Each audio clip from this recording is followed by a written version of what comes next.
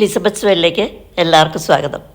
ഇന്ന് ഞാൻ തയ്യാറാക്കാൻ പോകുന്നത് അടിപൊളി ഇഞ്ചിക്കറിയാണ്. ഓണത്തിനൊക്കെ പറ്റിയ നല്ലൊരു ഇഞ്ചിക്കറി. ഇതിൻ്റെ ടേസ്റ്റ് സൂപ്പറാണ്, പറയാതിരിക്കാൻ പറ്റത്തില്ല, അത്രയ്ക്ക് നല്ല ടേസ്റ്റാണ്. അപ്പോൾ തീർച്ചയായിട്ടും നിങ്ങൾ ഈ ഓണത്തിന് ഇതൊന്ന് ട്രൈ ചെയ്ത് നോക്കണം. അപ്പോൾ ഇതിന് വേണ്ടുന്ന ഇൻഗ്രീഡിയൻസ് എന്തൊക്കെയാണെന്ന് പറയാം. ഇതിനായിട്ട് ഞാൻ എടുത്തിരിക്കുന്നത് 2 കപ്പ് ഇഞ്ചി അരിഞ്ഞതാണ്. അരിഞ്ഞു വെച്ചിരിക്കുന്ന ഇഞ്ചി 250 ഗ്രാമുണ്ട്. ഇഞ്ചി അരിയുമ്പോൾ എത്രത്തോളം ചെറുതാക്കി അരിയാമോ അത്രയും ചെറുതായിട്ട് വേണം അരിയാൻ. അതുപോലെ അതിൻ്റെ നാരുകളൊന്നും ഉണ്ടാകാൻ പാടില്ല. പിന്നെ മധുരത്തിനായിട്ട് 1.5 കഷ്ണം ശർക്കര വേണം. അത്രയും വേണ്ടി വരില്ല, എന്നാലും നമ്മൾ അത്രയൊന്നും ഉരുക്കി അരിച്ചെടുക്കേണ്ടതാണ്. പിന്നെ 2 നെല്ലിക്ക വലിപ്പത്തിന് വാളംപുളി വേണം. പിന്നെ ഇതിലേക്ക് കുറച്ച് പൊടികളൊക്കെ ആവശ്യമുണ്ട്. 1 ടീസ്പൂൺ മല്ലിപ്പൊടി, 2 table spoon Kashmiri chilli powder, 3/4 teaspoon മഞ്ഞൾപ്പൊടി, 1/2 ടീസ്പൂൺ കായപ്പൊടി, 2 നുള്ളു ഉലുവാപ്പൊടി, 4 അല്ലി വെളുത്തുള്ളി ചെറുതായിട്ട് അരിഞ്ഞത്, 3 പച്ചമുളക്, പിന്നെ കടുക് പൊട്ടിക്കുമ്പോൾ ഇടാനായിട്ട് കുറച്ച് വറ്റൽമുളക് വേണം. ഞാനിവിടെ ഉണ്ടമുളകാണ് എടുത്തിരിക്കുന്നത്. പിന്നെ കറിവേപ്പില, 1/2 ടീസ്പൂൺ കടുക്, വെളിച്ചെണ്ണ. ഇത്രയും ഇൻഗ്രീഡിയൻസാണ് നമുക്കിതിലേക്ക് വേണ്ടത്. വാളംപുളി കുറച്ച് ചൂടുവെള്ളത്തിലിട്ട് നല്ലതുപോലെ ഒന്ന് പിഴിഞ്ഞ് അരിച്ചെടുത്ത് വയ്ക്കണം. പിന്നെ ശർക്കര കുറച്ച് വെള്ളം ചേർത്ത് ഉരുക്കി അതും അരിച്ചെടുക്കണം. ഇനി അരിഞ്ഞു വെച്ചിരിക്കുന്ന ഇഞ്ചി ഒന്ന് വറുത്തെടുക്കണം. അതിനായിട്ട് ഒരു പാൻ അടുപ്പ് വയ്ക്കുക.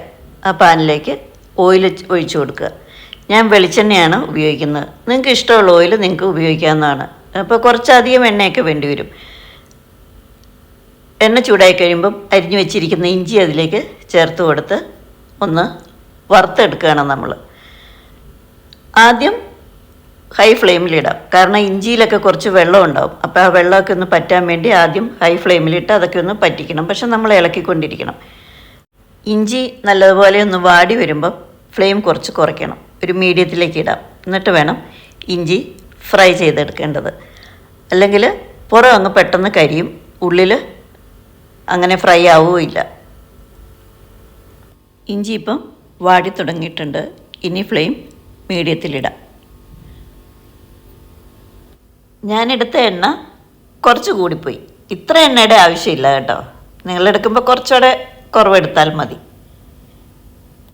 ഇഞ്ചി പകുതി മൂപ്പായിട്ടുണ്ട്. ശരിക്കും ഇത് നല്ല ബ്രൗൺ കളറാവണം. അതുവരെ ഇത് ഫ്രൈ ചെയ്യാം. ഇഞ്ചി ഇപ്പം 3/4 മൂപ്പായിട്ടുണ്ട്. ഇനി ഫ്ലെയിം ലോയിലിടാം, കാരണം ഇനി പെട്ടെന്നായിരിക്കും ഇഞ്ചി മൂത്ത് വരുന്നത്. ഇഞ്ചി ഇപ്പം നല്ല ബ്രൗൺ കളറായിട്ടുണ്ട്. ഇനി ഫ്ലെയിം അങ്ങ് ഓഫ് ചെയ്യാം. ഓഫ് ചെയ്താലും എണ്ണയ്ക്ക് നല്ല ചൂടുണ്ടാവുമല്ലോ. ആ ചൂടിൽ കുറച്ച് സമയം കൂടെ ഇഞ്ചി ഒന്ന് നല്ലതുപോലെ ഇളക്കി കൊടുക്കുക. അതിനുശേഷം ഇത് എണ്ണയിൽ നിന്ന് കോരി മാറ്റാം. ലാസ്റ്റ് പിന്നെ ചെറുതരിയൊക്കെ പോലെ ഉണ്ടാവും. അപ്പോൾ ശരിക്കും ഒരു അരിപ്പയിൽ നമ്മൾ ഈ എണ്ണ അരിച്ച് മാറ്റുന്നതായിരിക്കും നല്ലത്. ഇത്ര സമയമൊക്കെ അതിൽ എണ്ണയിൽ കിടന്നാൽ മതി. ഇനി നമുക്ക് കോരി മാറ്റാം. കണ്ടോ, ഈ ഒരു കളറിൽ വേണം വറുത്തെടുക്കേണ്ടത്. ഇഞ്ചിയെല്ലാം കോരി മാറ്റി. അപ്പോൾ ഇത്രയും ഇഞ്ചിയുണ്ട്. ഇതിൻ്റെ പകുതി നമുക്ക് മിക്സിയിലൊന്ന് പൊടിച്ചെടുക്കാം. അപ്പോൾ ആ പൊടിക്കുമ്പോൾ ഇതിൽ കുറച്ച് വലിപ്പവും കുറച്ച് നാര് പോലെയൊക്കെ എന്തായാലും കാണും. ആ ഭാഗം ഉള്ളതങ്ങ് എടുക്കുക. അത് മിക്സിയിൽ നല്ലതുപോലെ ഒന്ന് പൊടിച്ചെടുക്കാം. അതിനുശേഷം പാൻ അടുപ്പ് വയ്ക്കാം.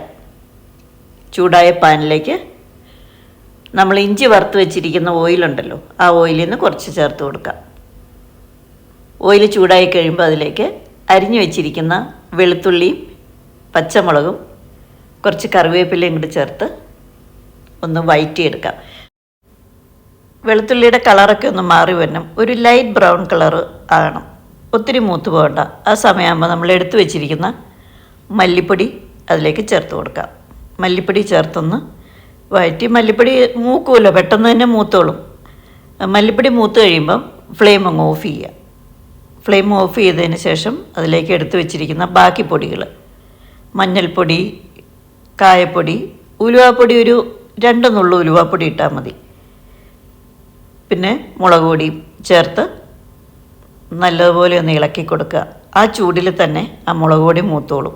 നല്ലപോലെ മൂക്കണയിടം വരെ അതൊന്ന് ഇളക്കിക്കൊണ്ടിരിക്കുക. കാരണം എണ്ണയ്ക്ക് നല്ല ചൂടുണ്ടാവും, പാത്രത്തിനും ചൂടുണ്ടാവും. അപ്പോൾ മുളക് പൊടി നല്ലതുപോലെ മൂത്തോളും. കുറച്ച് ഉപ്പ് ചേർത്ത് കൊടുക്കുക.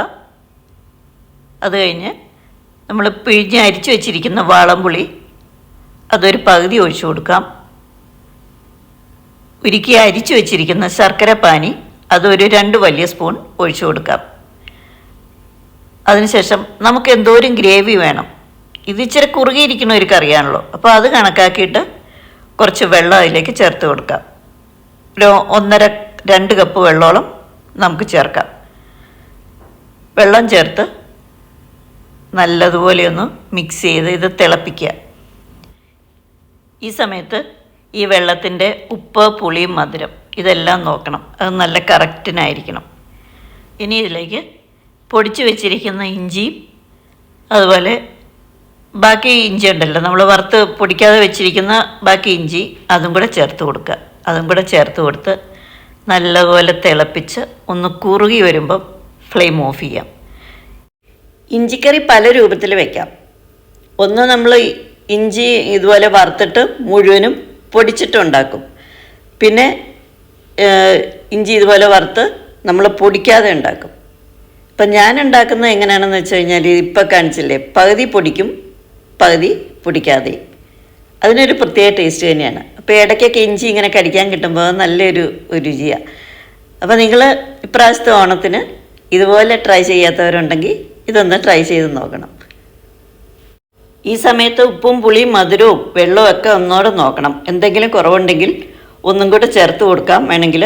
പക്ഷേ അത് കഴിയുമ്പോൾ നന്നായിട്ട് അതൊന്ന് തിളപ്പിക്കണമെന്ന് മാത്രമേ ഉള്ളൂ. ഇനി കടുക് പൊട്ടിച്ച് ഒഴിക്കണം. അതിനായിട്ട് പാൻ അടുപ്പ് വയ്ക്കാം. ചൂടായ പാനിലേക്ക് നമ്മൾ ഇഞ്ചി വറുത്ത ഓയിൽ ഉണ്ടല്ലോ, ആ ഓയിൽ കുറച്ച് ഒഴിച്ചു കൊടുക്കുക. 1/2 ടീസ്പൂൺ കടുക് ചേർത്ത് കൊടുക്കാം. കടുക് പൊട്ടിക്കഴിയുമ്പോൾ അതിലേക്ക് എടുത്തു വെച്ചിരിക്കുന്ന വറ്റൽമുളകും കറിവേപ്പിലയും ചേർക്കാം. അത് മൂത്ത് കഴിയുമ്പം ഇഞ്ചിക്കറിയിലേക്ക് ഒഴിച്ചു കൊടുക്കാം. അങ്ങനെ സൂപ്പർ ടേസ്റ്റുള്ള ഇഞ്ചിക്കറി ഇവിടെ റെഡിയായി കഴിഞ്ഞു. അപ്പോൾ തീർച്ചയായിട്ടും നിങ്ങൾ ഇതൊന്ന് ട്രൈ ചെയ്ത് നോക്കണം കേട്ടോ, അത്രയ്ക്ക് നല്ല ടേസ്റ്റാണ്. പിന്നെ ഈ ഇഞ്ചിക്കറി ഉണ്ടാക്കിയിട്ട് ഫ്രിഡ്ജിൽ സൂക്ഷിക്കാം. ആവശ്യമുള്ളതനുസരിച്ച് കുറേശ്ശെ എടുത്തിട്ട് പുറത്ത് വെച്ചിട്ട് കഴിക്കുക. അതാകുമ്പോൾ ഒത്തിരി നാൾ നമുക്ക് ഇഞ്ചിക്കറി കേടുകൂടാതെ സൂക്ഷിക്കാൻ പറ്റും. ഇഞ്ചിക്കറി 4-5 ദിവസമൊക്കെ പുറത്ത് കേടുകൂടാതെ ഇരിക്കും. എന്നാലും നമ്മളൊരു പരീക്ഷണത്തിന് മുതിരുണ്ട്, അതാണ് ഞാൻ പറഞ്ഞത്. കാരണം ചിലപ്പോൾ നമ്മൾ ഈ നനഞ്ഞ സ്പൂണൊക്കെ ഇട്ട് ഇങ്ങനെ കോരി എടുത്തുകൊണ്ടിരിക്കുമ്പം ചിലപ്പോൾ കേടാകാനുള്ള ചാൻസ് ഉണ്ട്.